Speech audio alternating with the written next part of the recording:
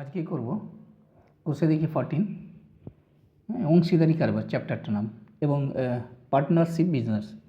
তো দশম শ্রেণীর এই চ্যাপ্টারটা করার আগে আমাদের যে এই চ্যাপ্টার সম্বন্ধে কিছুটা ধারণা নেওয়া উচিত এবং আমরা সেই সম্বন্ধে কিছু জেনে নেওয়া উচিত, কারণ অঙ্কগুলো করে নেওয়ার পর যখন আমরা করে নেব তারপর এই সম্বন্ধে এই চ্যাপ্টারের সম্বন্ধে কিন্তু খুব বেশি একটা ধারণা যদি না থাকে তাহলে আমাদের জানার মধ্যে খামতি থেকে যাবে। তাই এই চ্যাপ্টারটার সম্বন্ধে কিছুটা জেনে নিই। প্রথমে আমি দেখো কতগুলো টার্ম এখানে লিখে রেখেছি। সেটা হচ্ছে অংশীদারি কারবার কি, মূলধন, লভ্যাংশ বন্টন, এগুলো আমি লিখে রেখেছি। এক একটা করে তোমাদের বোঝানোর চেষ্টা করছি। দেখো অংশীদারি কারবারটি কি। মনে করো ধরো 3 জন অথবা 4 জন বা 5 জন মিলে কোনো একটা যদি বিজনেস করে থাকে, তাহলে তারা মূলধন দেবে, অর্থাৎ তারা নিজেদের পকেট থেকে টাকা লাগাবে এবং টাকা লাগিয়ে সেই বিজনেসটাকে গ্রো করার চেষ্টা করবে। যখন তারা ইনিশিয়াল যে টাকাটা দিচ্ছে, টাকাটা দিয়ে বিজনেসটাকে শুরু করছে, ওটা হচ্ছে মূলধন। এবং তারা যেহেতু সবাই মিলে একসাথে বিজনেসটাকে করছে, সেটা হচ্ছে তাদের একসাথে যে বিজনেসটা হচ্ছে তাদের সেই বিজনেসের মধ্যে তাদের একটা অংশ থেকে যাচ্ছে, কারণ তারা হচ্ছে মালিক এবং তাদের ওই বিজনেসের মধ্যে অংশ থাকছে। যেহেতু এই বিজনেসে তাদের প্রত্যেকের অংশ থাকছে, সেই জন্য এই কারবারটাকে বলা হয় অংশীদারি কারবার। ঠিক আছে, বুঝতে পেরেছ? যে ধরো আমি ধরে নিলাম যে এই 3 জন মিলে একটা কিছু একটা টাকা 20,000 টাকা নিয়ে একটা বিজনেস শুরু করেছে এবং এই বিজনেসটার মধ্যে 3 জনেরই অংশ আছে। তাহলে এই বিজনেসটাকে বলবো অংশীদারি কারবার। এই কারবার মানে হচ্ছে একটা বিজনেস কারবার কথার অর্থ হচ্ছে বিজনেস। তো বিজনেসটা হচ্ছে 3 জনেরই সেই অংশ আছে বিজনেসের মধ্যে, সেই জন্য এটাকে বলবো অংশীদারি কারবার। এবং মূলধন কোনটা, ধরো এ দিচ্ছে 20,000 টাকা, এও দিচ্ছে 20,000 টাকা এবং এও দিচ্ছে 20,000 টাকা। তাহলে এই যে টাকাগুলো দিয়ে এরা 3 জন টাকা দিয়ে পরে আর একটা বিজনেস দাঁড় করালো, একটা বড় মতন ধরো কোম্পানি দাঁড় করালো, বিজনেস দাঁড় করালো। তাহলে এই যে টাকাগুলোকে বলা হচ্ছে প্রত্যেকের মূলধন। এর মূলধন কত না 20,000, এর মূলধন কত 20,000, এর মূলধন কত 20,000। এভাবে কেউ বেশি দিতে পারে, কম দিতে পারে, এটাও কিন্তু সেই বিজনেসেরই অংশ আর কি। তাহলে মূলধন মানে হচ্ছে যে ইনিশিয়াল টাকা দিয়ে তারা বিজনেসটা শুরু করছে, সেটা হচ্ছে তাদের ক্যাপিটাল বা মূলধন। লভ্যাংশ বন্টন এরপর ধরো বছরের শেষে তাদের একটা প্রফিট পাবে, লাভ পাবে। সেই লাভটা তারা কিভাবে বন্টন করবে নিজেদের মধ্যে। নিজেদের মধ্যে তো লাভ নিতে, তারা বিজনেস করছে লাভের জন্যে, কিছুটা প্রফিট করার জন্যে। তাহলে সেই প্রফিটটা তারা কিভাবে ভাগ করে নেবে, তারা কি সমানভাবে ভাগ করে নেবে, তারা কি যেভাবে বিজনেসের মধ্যে টাকা ঢেলেছে সেইভাবে সেই অনুপাতে ভাগ করে নেবে, সেইটাকে বলছে লভ্যাংশ। দেখো এখানে লিখে রেখেছি লভ্যাংশ বন্টন বা ডিস্ট্রিবিউশন অফ প্রফিট। তাহলে তাদের যে প্রফিটটা হবে, কীভাবে সেই প্রফিটটাকে তারা ডিস্ট্রিবিউশন করবে, সেটা একটা নিয়মের মধ্যে আসবে। যেমন তারা হয় একটা সমানভাবে ভাগ করে নিতে পারে, যদি তারা সমান টাকা দিয়ে থাকে সমানভাবে ভাগ করে নেবে, এটা জানলেই আমরা বুঝতেই পারছি। কিন্তু তাহলে একটা করা যায় সমানভাবে ভাগ করে নিতে পারে, মূলধন অনুপাতে ভাগ করে নিতে পারে। ধরে নাও বিজনেসটাতে একজন দিয়েছে 20,000 টাকা, একজন 40,000 টাকা, একজন 60,000 টাকা। এরপরে যদি তারা সমানভাবে ভাগ করতে বলে, তাহলে যে বেশি টাকা দিয়েছে সে কি মেনে নেবে? কারণ তার বিজনেসের মধ্যে টাকাটা বেশি পরিমাণ খাটছে, সুতরাং সে বলবে যে আমি যেহেতু বেশি টাকা দিয়েছি তো আমার তো বেশি পাওয়া উচিত। তখন দেখা যাবে যে না, সমানভাবে ভাগ করা এটা ঠিক হচ্ছে না, তখন সেটাকে আমরা মূলধন অনুপাতে যে যেমন টাকা দিয়েছে সেই রকম অনুসারে তাদের ওই প্রফিটটাকে ভাগ করে দেওয়া উচিত এবং ভাগ করা হয় জেনারেলি। তারপর আসছে সর্বসম্মত চুক্তি অনুযায়ী। তাহলে একটা হলো সমানভাবে, একটা হচ্ছে মূলধন অনুপাতে, আর একটা হচ্ছে সর্বসমস্ত চুক্তি অনুযায়ী।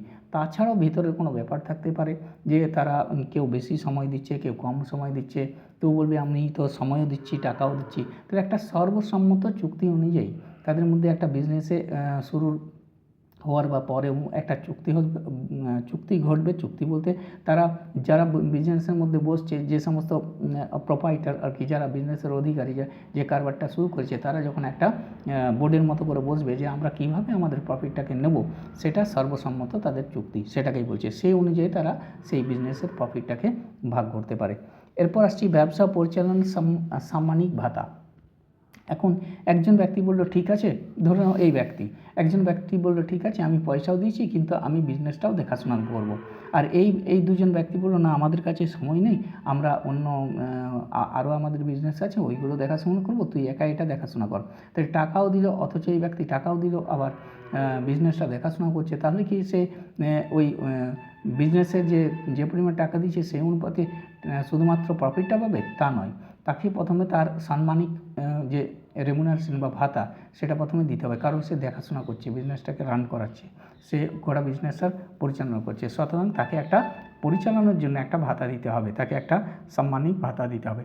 তারপর যেটা পড়ে থাকবে সেই টাকাটাকে তারা সেই যেভাবে তাদের মূলধন খাটছে সেই মূলধন অনুপাতে তারা ভাগ করে নেবে। এটা হলো বিজনেসের নিয়ম। ঠিক আছে, তারপর আসছি আমরা অংশীদারি কারবার। অংশীদারি কারবারটা হচ্ছে দু ধরনের, দেখো একটা হচ্ছে সরল, আমি দেখাচ্ছি এটা, একটা হচ্ছে সরল অংশীদারি কারবার, একটা হচ্ছে মিশ্র অংশীদারি কারবার। সরল অংশীদারি কারবারটা হচ্ছে কি, যদি মূলধন সমান সময় ধরে ব্যবসায় নিয়োজিত থাকে, অর্থাৎ কোনো একটা মূলধন 6 মাসের জন্যে, 12 মাসের জন্য বা 2 বছরের জন্যে বা 3 বছরের জন্যে একই সময়ের জন্যে শুরুতেই হয়তো টাকা দিয়েছিল ABC তিনজন, এই যে তিনজন ব্যক্তি শুরুতেই হয়তো টাকা দিয়েছিল, এরা 2000 টাকা করে, এবং 1 বছর ধরে এক বছরের জন্য দেওয়া আছে, তাই সমান সময় ধরে তাদের ওই টাকাটা খাটছে, এইটাকে তখন বলবো সরল বা সিম্পল অংশীদারি কারবার। কিন্তু অনেক সময় দেখা যায় যে মাঝে টাকা দেওয়া হয়, কেউ 6 মাসের জন্য, কেউ 4 মাসের জন্যে, কেউ 8 মাসের জন্যে বিজনেসটা রান করছে, তার মাঝে টাকা দিয়েছে, তাহলে মাঝে যে টাকাগুলো দিল তার ফলে কি তারা ওই মূলধন অনুপাতে ভাগ পাবে না, সেখানে তারা একটা হিসেব করে ভাগটা পাবে, যে ওই সময়টাকে ধরে, অর্থাৎ বিভিন্ন সময় ধরে যে ব্যবসায়ী টাকা নিয়োজিত হয়েছে সেই নিয়োজিত অনুযায়ী তাদের টাকা বা প্রফিটটাকে ভাগ নেবে।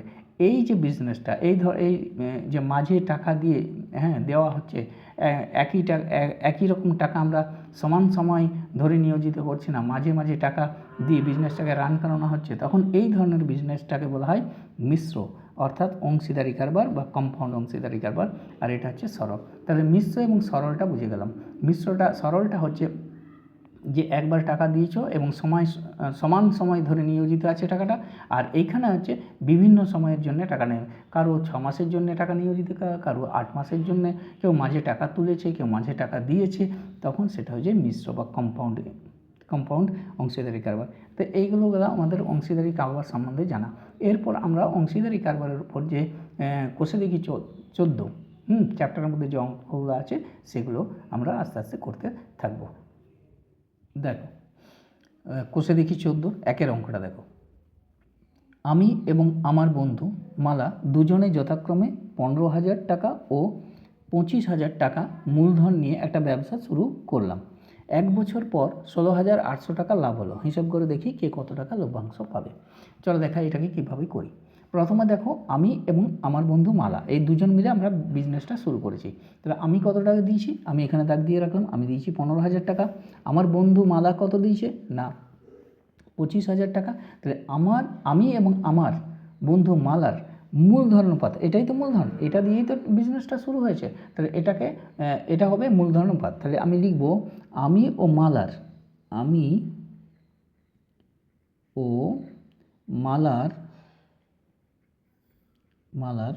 মূলধনের অনুপাত। এবার আমরা সেটা অনুপাতটা করে দেবো কত, না আমি দিয়েছি যেটা সেটা 15,000, এই লিখলাম 15,000 = 25,000। ঠিক আছে, 1000 3টে করে শূন্য কেটে দাও।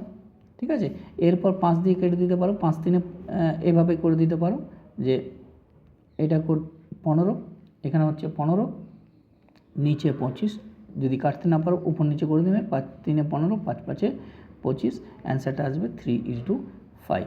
এটা হচ্ছে মূলধন অনুপাত। এই অনুপাতে আমরা যে টাকাটা লাভটা যেটা হয়েছে 16,800 এই অনুপাতে ভেঙে যাবে। অনেকে এটা আনুপাতিক ভাগাহার লেখে, মানে অনুপাত একটা হবে 3/8, একটা হবে 5/8 আনুপাতিক ভাগাহার। আমি বলবো যে এটা অনুপাত বেরিয়েছে, যেভাবে করবে তোমরা প্রথমে লিখে নেবে মোট অনুপাত বের হয়েছে, এরপর লিখবে মোট অনুপাত।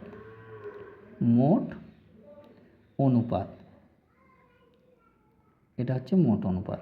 মোট অনুপাত কত হয়? 3 যুক্ত 5 সমান লিখে দেবো 8। এরপর আমি কত পাবো? প্রথমে আমার টাকা কত না 16,800, 16,800 টাকার মধ্যে, এই টাকাটার মধ্যে, কারণ এটাই লাভ হয়েছে, এত টাকার মধ্যে আমি পাবো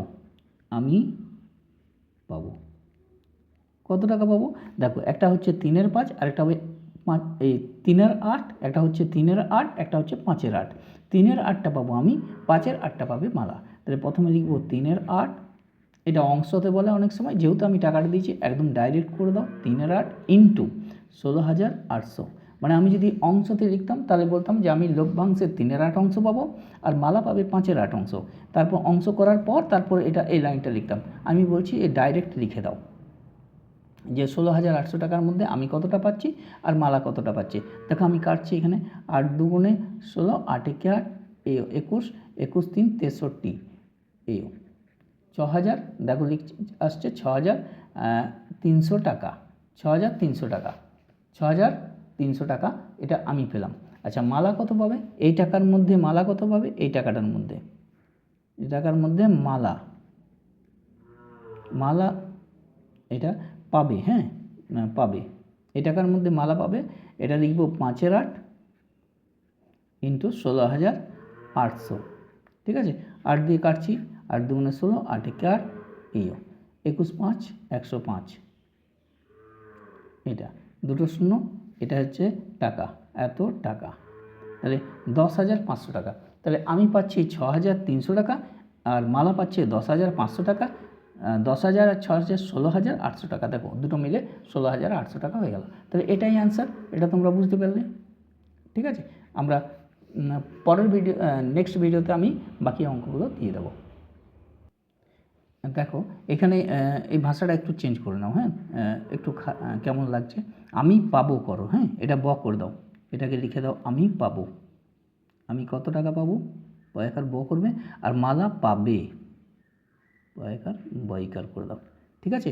এটাকে করে ফেলেছিলাম, প্রথমে আমি ঠিকই লিখেছিলাম, তারপর এটাকে এটার জন্য করে ফেলেছিলাম আমি পাবো আর মালা পাবে, এটা করে নাও, ঠিক আছে।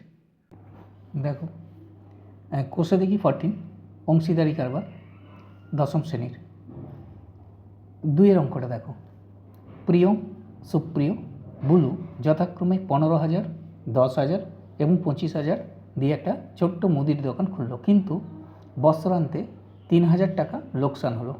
কাকে কত টাকা লোকসানের পরিমাণ দিতে হবে? অর্থাৎ 3জন ব্যক্তি, এই 3জন ব্যক্তির নাম দেওয়া আছে, তারা 15,000, 10,000 এবং 25,000 টাকা দিয়ে একটা বিজনেস খুলেছে, মুদির দোকান, এবং বছরের শেষে দেখা গেছে তাদের 3,000 টাকা লোকসান হয়ে গেছে। কার কত টাকা সেই লোকসানের পরিমাণটা দিতে হবে, এটাই হিসাব করতে বলেছে। চলো দেখাই কিভাবে করি। প্রথমে আমরা কি করব, লিখব এই 3জনের মূলধনের পাঠ, নামগুলো তোমরা দিয়ে দাও। প্রিয়ম, আমি লিখছি দেখো, প্রিয়ম, সুপ্রিয়া, ও বুলুর, তাহলে হলো প্রিয়ম, সুপ্রিয়া ও বুলুর মূলধনের অনুপাত।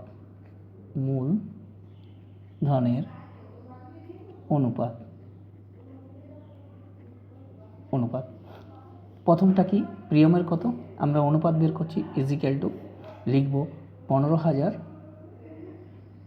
Is two 10,000 is two 25,000। 1000-এর 3টে করে শূন্য কেটে দাও, 15, 10, 25। এবার 5 দিয়ে এটাকে ভাগ করে দাও, অর্থাৎ 5 3 15, 5 দুগুণে 10, 5 5 25। এরপর আমরা কি করব, মোট অনুপাত করে নেব, লিখছি মোট অনুপাত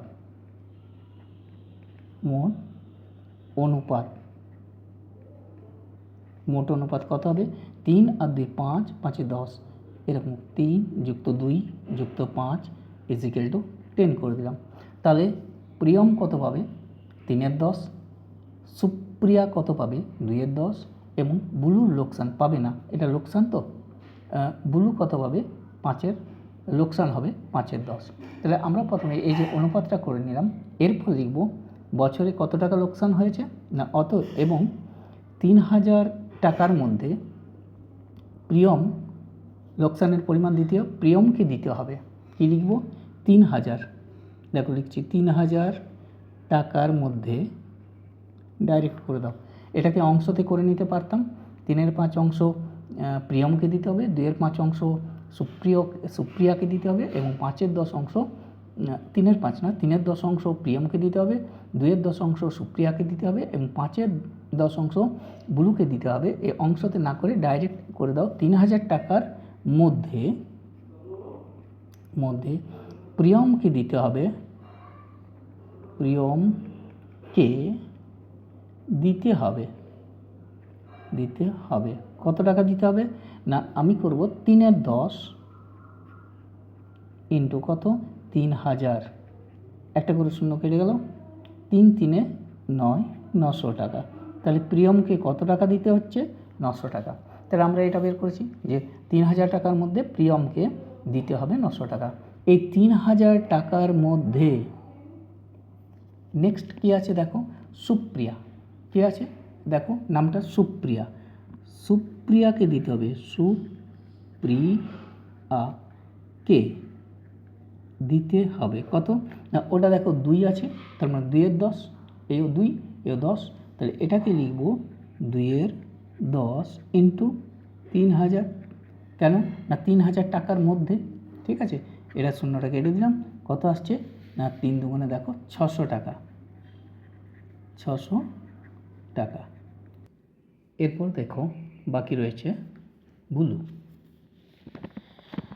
দেখো বুলু বাকি রয়েছে, লিখব 3000 টাকার মধ্যে বুলু পায়, বুলু পায় না, বুলুকে দিতে হবে ইজিক্যাল টু, দেখো কত, এখানে দেখো দেখাচ্ছে, দেখো 5, 5-এর 10, অতএব বুলুকে দিতে হবে কত দিতে হবে,